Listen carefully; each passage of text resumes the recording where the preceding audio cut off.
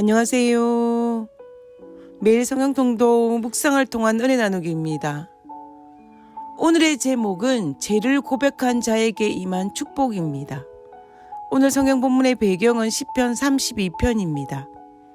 시편 32편 5절에 내가 이르기를 내 허물을 여호와께 자복하리라 하고 주께 내 죄를 아뢰고 내 죄악을 숨기지 아니하였더니 곧 주께서 내 죄의 악을 사하셨나이다.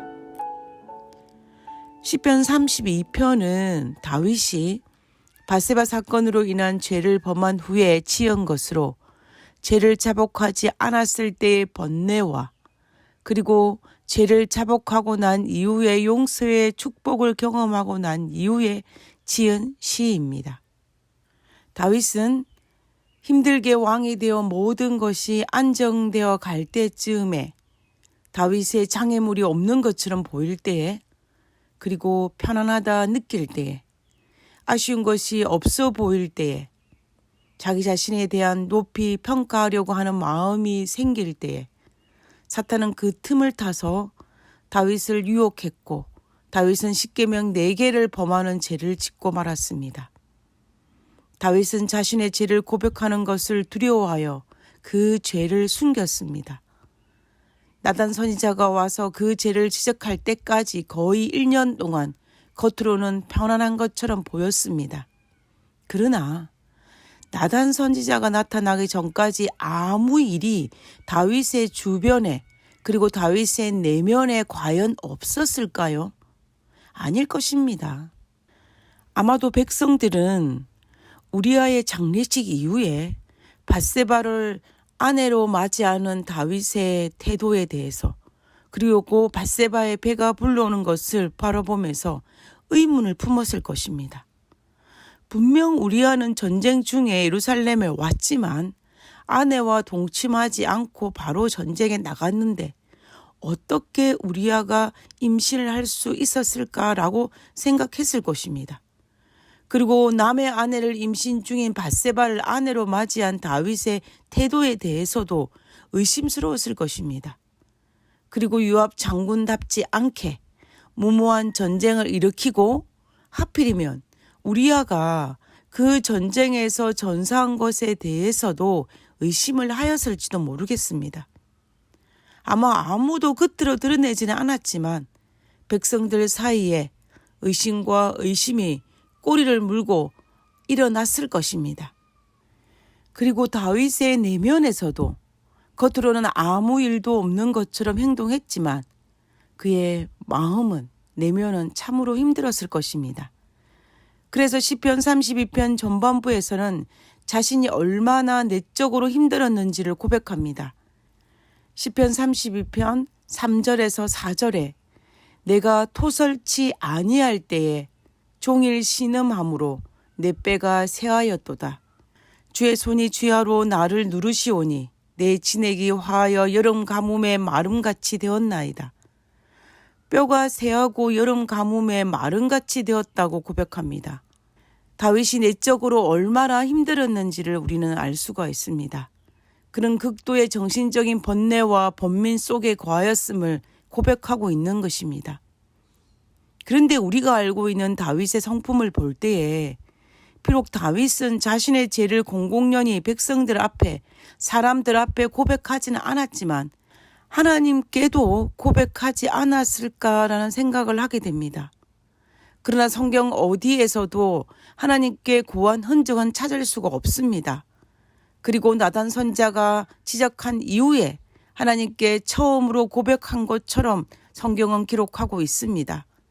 그런데 저는 다윗이 하나님께조차도 자신의 죄를 은폐하려고 하였을까에 대하여서는 동의하기 힘이 듭니다.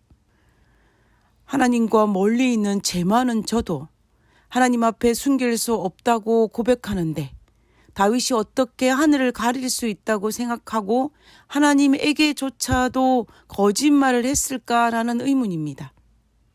아마도 아닐 것이라고 저는 조심스럽게 생각해 봅니다. 아마 다윗은 하나님 앞에서는 고백을 했을 것입니다. 그러나 사람 앞에서는 그 죄를 숨겼던 것입니다. 다시 말하면 사람들 앞에서는 의인처럼 행하였지만 하나님 앞에서만은 자신의 죄를 고백했다라는 것입니다. 그러나 하나님 앞에서만 고백한 다윗의 회개는 참 회개가 아니라 부족한 회개였다는 것이 문제였습니다. 죄는 슬퍼하였지만 자신의 삶에서 죄를 당사자들에게 고백하지도 그리고 자신의 삶에서도 죄를 제거하지도 않았다는 것이 문제였습니다. 결국 하나님 앞에서 입술로만 고백하였지 자신의 삶에서는 인정하지 않았다라는 것입니다. 진정한 회개가 아니었던 것입니다.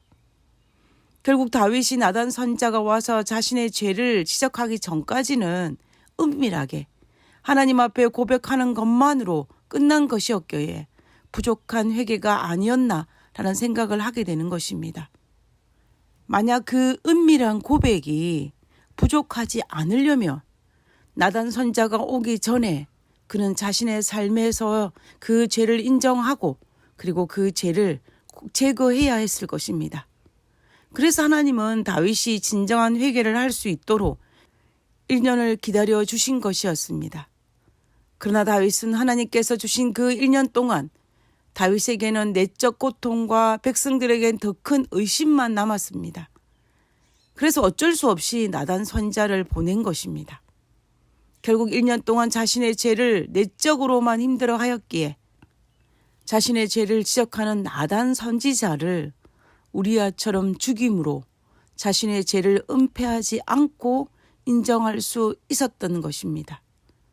그리고 마침내 죄를 인정하고 고백하고 난 이후에 그는 자유를 누렸습니다. 시편 32편 5절에 내가 이르기를 내 허물을 여호와께 자복하리라 하고 주께 내 죄를 아뢰고 내 죄악을 숨기지 아니하였더니 곧 주께서 내 죄의 악을 사하셨나이다 라고 고백하였습니다. 죄를 고백한 이후에 얻을 수 있는 축복의 경험을 한 것입니다.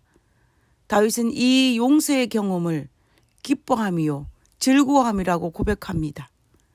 숨겨둔 죄에 대해서는 고통을, 그 죄를 고백한 이후에는 기쁨을 이 시편에서 고백하고 있는 것을 알 수가 있습니다.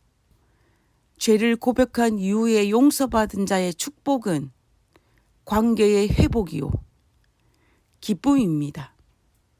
하나님은 자비롭고 은혜롭고 노하기를 더디하심으로 다윗에게 임한 그 고통에서 해방시켜 주시기 위해서 하나님은 나단 선지자를 통하여서 그 죄를 드러나게 하셨고 그로 말미암아 다윗의 내면에 있는 그 수많은 고통을 회복할 수 있도록 하신 하나님의 자비와 사랑을 우리는 시편 32편을 통하여서 다시 한번 알 수가 있습니다.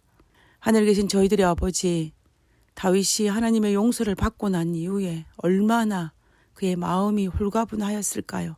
하나님, 우리도 우리의 모든 죄를 하나님 앞에 토해낼 수 있도록 도와주시고 우리의 삶에서 변화되는 경험을 할 수 있도록 주여 도와주시옵소서. 그리고 다윗이 누렸던 그 기쁨과 그 축복을 경험할 수 있도록 주여 도와주시옵소서. 날마다 하나님 앞에 나아가기를 두려워하지 않고 하나님 앞에 날마다 나아가기를 기뻐할 수 있는 그런 그리스도의 삶을 살 수 있도록 아버지여 축복하여 주시옵소서. 오늘 하루도 하나님께서 우리와 동행하여 주옵기를 간구하오며 거룩하신 예수님의 이름으로 기도드렸습니다. 아멘.